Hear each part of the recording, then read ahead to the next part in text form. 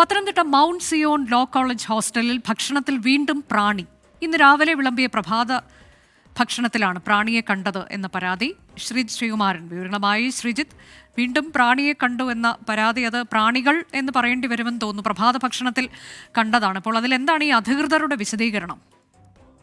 ദിവസം 24 തന്നെയാണ് ഈ ഭക്ഷണത്തിൽ, പ്രഭാത ഭക്ഷണത്തിൽ വിളമ്പിയ സാമ്പാറിൽ പുഴുവിനെ കണ്ടെത്തിയ വാർത്ത നൽകിയത്. അത് അവിടുത്തെ കോളേജ് മാനേജ്മെന്റ് സ്ഥിരീകരിച്ചിരുന്നു. അതിനുശേഷം ഒരു മുന്നറിയിപ്പ് ഈ കാറ്ററിംഗ് സ്ഥാപനത്തിന് നൽകിയിരുന്നു എന്നാണ് പറയുന്നത്. പക്ഷേ ആ മുന്നറിയിപ്പ് കൊടുത്ത് 2 ദിവസം പിന്നിടുമ്പോഴേക്കുമാണ് അടുത്ത പരാതി ഒരു ഘട്ടത്തിൽ ഉയരുന്നത്. എന്തായാലും ഇപ്പോൾ നിലവിലെ സാഹചര്യത്തിൽ ആ പ്രാണിയാണ് പുട്ടിന്റെയും കടലയുടെയും ഒപ്പം കൊടുത്ത ഇതിൽ പ്രാണിയുണ്ട് എന്നാണ് വിദ്യാർത്ഥിനികൾ പരാതി പറയുന്നത്. ഗേൾസ് ഹോസ്റ്റലാണ്.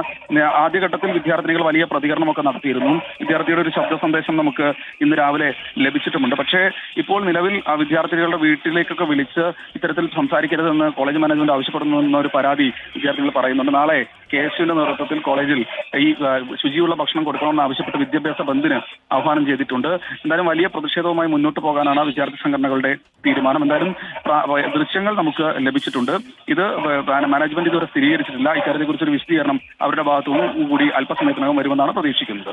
അതാണ് മൗണ്ട് സിയോൺ ലോ കോളേജ് ഹോസ്റ്റലിലെ ഭക്ഷണത്തിലാണ് വീണ്ടും പ്രാണികളെ കണ്ടെത്തിയിരിക്കുന്നതിന്റെ ദൃശ്യങ്ങൾ ഉൾപ്പെടെയാണ് ഇപ്പോൾ നമ്മൾ പ്രേക്ഷകരിലേക്ക് എത്തിച്ചിരിക്കുന്നത്. ഇന്ന് രാവിലെ വിളമ്പിയ ഭക്ഷണത്തിലാണ് പ്രാണിയെ കണ്ടത്. ഇതിനു മുൻപും ഇത്തരത്തിലേക്ക് അവിടെ നിന്ന് സംഭവങ്ങൾ റിപ്പോർട്ട് ചെയ്തിട്ടുണ്ട്. ആ വാർത്തകളൊക്കെ 24 പുറത്തു കൊണ്ടുവന്നതുമാണ്. വലിയ പ്രതിഷേധത്തിലാണ് നിലവിൽ വിദ്യാർത്ഥികളുള്ളത്. നാളെ KSU ഈ വിഷയത്തിൽ ഒരു പ്രതിഷേധവും സംഘടിപ്പിക്കുന്നുണ്ട്.